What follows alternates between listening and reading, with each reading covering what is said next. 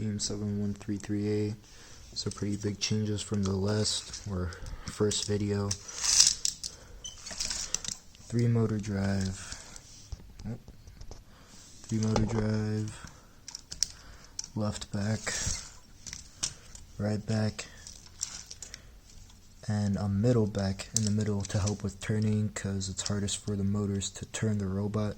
So by putting this motor here and helping it turn, the motors get less heated up. And it's 3-motor drive because, well, 3 motors on the drive, 2 for the chute, 1 for the intake, then 1 to raise the space up and down. And then I wanted to leave 1 for endgame, but as I look at this more, I could use this crown gear that I was trying to use to spin the intake as well. So I try to have the flywheel, the 2 motors spinning the flywheel, spin the intake too, but that didn't work out. It was too weak, and I don't know, it was a hassle, so I gave up on that and just put a separate motor for the intake, and it works a lot better. But now, since I left this crown gear here, I was thinking that I can make this into a ratchet, or make a ratchet somewhere around here. And this flywheel is really only spinning one way, so I can have the endgame activate by having the flywheel spin a separate way, which activates this ratchet and releases the endgame. But if not that, then it's a 3-motor drive because I'm sacrificing 1 motor for the endgame. So yeah, 3-motor drive, 1 back, 1 on the left, 1 on the right. And so the highlight of this robot is it can move the whole base up and down.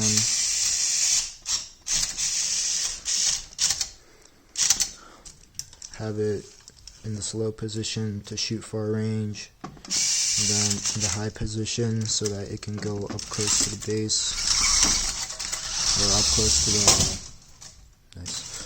close to the basket and shoot from here, which is what we were doing all of the last tournament because we couldn't shoot far at all.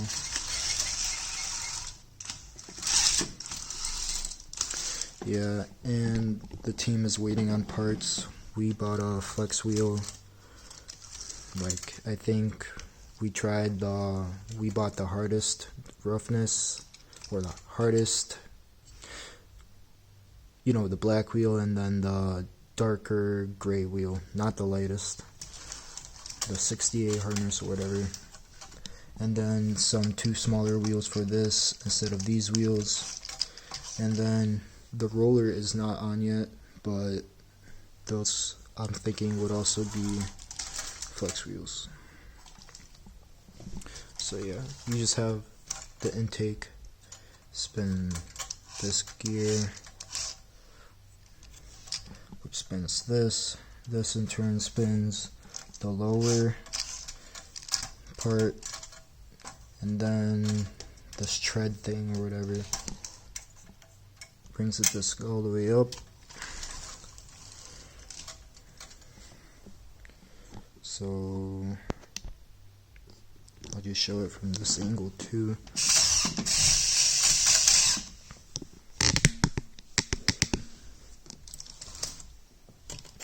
When it's all the way down, it's like this, not touching the ground. Everything is within the space requirements. It's down.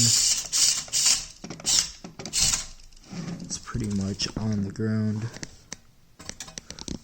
which allows it to pick up discs. And if you want to see how this works, it's just a linear thing. Slides along that. And locks in up there, which keeps this sturdy. Because without that, it'd be wobbling all over the place. And yeah, locks in on the bottom too. So now I think I'll just show it in action.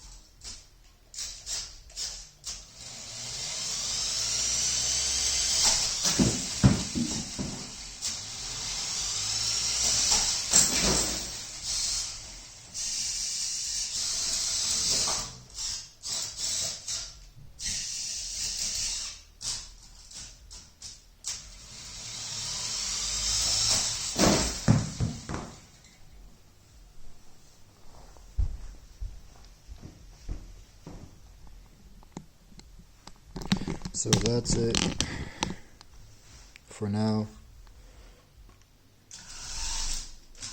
Have to fine tune the flywheel, add a roller, add an end game. If I do get the end game to work off of the crown gear by having the flywheel spin in reverse, then that means I'll be able to make this a 4-motor drive instead of a 3-motor drive, which makes it a lot more reliable, because this works.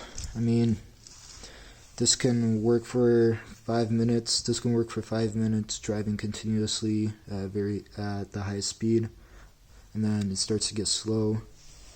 I don't know if that's good or that's bad.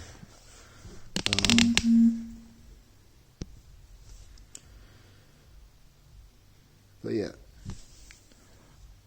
we plan to only have it shoot long range in the autonomous, because there's really no point in trying to go for long range and use driver control when you can just score a lot more by going up close. But yeah, I think this is a cool way, unique way to start the autonomous. But you can shoot, like, we're planning to shoot straight from the roller. So spin the roller and then have it shoot directly, across into the basket.